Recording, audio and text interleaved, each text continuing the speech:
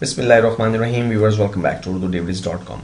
Viewers, अपनी इस video में हम देखेंगे कि हम परसेंटेज इंक्रीज का फॉर्मूला यूज करके किस तरह से अपनी परसेंटेज इंक्रीज को फाइंड आउट कर सकते हैं। व्यूअर्स, परसेंटेज इंक्रीज से क्या मुराद है?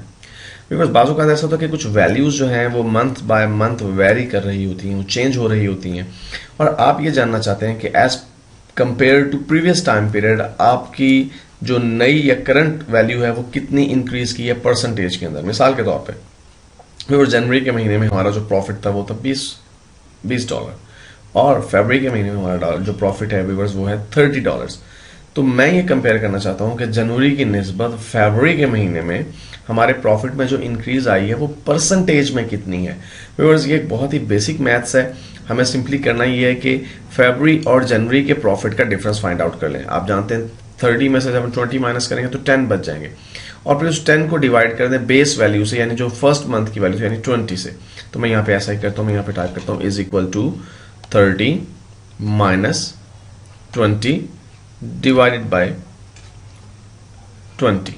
और ये करने के बाद मैं जब एंटर प्रेस करता हूँ व्यूअर्स, यहाँ पर हम रफली एस्टिमेट कर सकते हैं कि 20 से बढ़कर प्रॉफिट 30 हो गया, यानी तकरीबन 50% का इंक्रीज आया हमारे प्रॉफिट्स के अंदर।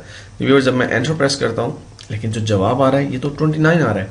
ऐसा क्यों है व्यूअर्स? ऐसा इसलिए है क्योंकि जब आप एक्सेल में मैथमेटिकल ऑपरेटर्स यूज करते हैं, mathematical operators plus minus multiplication division use करते हैं, तो इन तमाम मैथमेटिकल ऑपरेटर्स को एक्सेल एक खास तरतीब के साथ जो है वो डील करता है, और वो तरतीब व्यूअर्स यहाँ पर दी गई है आपको। देखिए व्यूअर्स, सबसे पहले जो है वो एक्सेल मैथमेटिकल जो आपके ब्रैकेट्स हैं उन ब्रैकेट्स को वो सॉल्व करता है। उसके बाद अगर आपने पावर असाइन की हुई है किसी अमाउंट को तो वो पावर्स अप्लाई करता है। उसके बाद व्यूअर्स मल्टीप्लिकेशन होती है, फिर डिवीजन, फिर एडिशन और फिर सब्सट्रैक्शन। तो इसका मतलब है मुझे फॉर्मूला में थोड़ा सा चेंज करना है। एक्चुअली मैं अगर इस पर डबल क्लिक करूं तो मैं इस फॉर्मूला को एडिट कर सकता हूं। तो व्यूअर्स, मुझे करना क्या है, मैं ये चाहता हूं कि पहले C4 में से B4 माइनस हो जाए और फिर B4 डिवाइड हो। अभी राइट नाउ एक्चुअली एक्सेल क्या कर रहा है, अभी चूंकि व्यूअर्स देखिए यहाँ पे पहले माइनस है और फिर डिवीजन है। व्यूअर्स देखिए, ये पहले डिवाइड कर रहा है क्योंकि डिवीजन जो है वो प्रेफरेंस में ऊपर है। यहाँ देखिए 10वें नंबर पे पहले डिवीजन होगी और फिर माइनस होगा काम, तो वो B4 को B4 पे डिवाइड कर रहा है। अब B4 में वैल्यू क्या है व्यूअर्स? 20 को जब वो 20 में डिवाइड कर रहा है तो वो हो जाएगा 1, और फिर 30 में से जब वो 1 माइनस कर रहा है तो 20 शो कर रहा है। तो मुझे इसे कंट्रोल करने के लिए ब्रैकेट्स को यूज करना पड़ेगा। अगर मैं इसके गिर्द ब्रैकेट लगा दूं तो एक्चुअली अब मैं इंस्ट्रक्ट कर रहा हूं कि पहले आप इसे सॉल्व करें। मैं एक्सेल से कह रहा हूं कि पहले आप C4 में से B4 माइनस करें, उसके बाद जो आंसर है उसे आपने B4 के अंदर मौजूद वैल्यू से डिवाइड करना। मैं एंटर प्रेस करता हूं और देखिए व्यूअर्स, यहाँ पर इस वक्त 0.5 आ रहा है।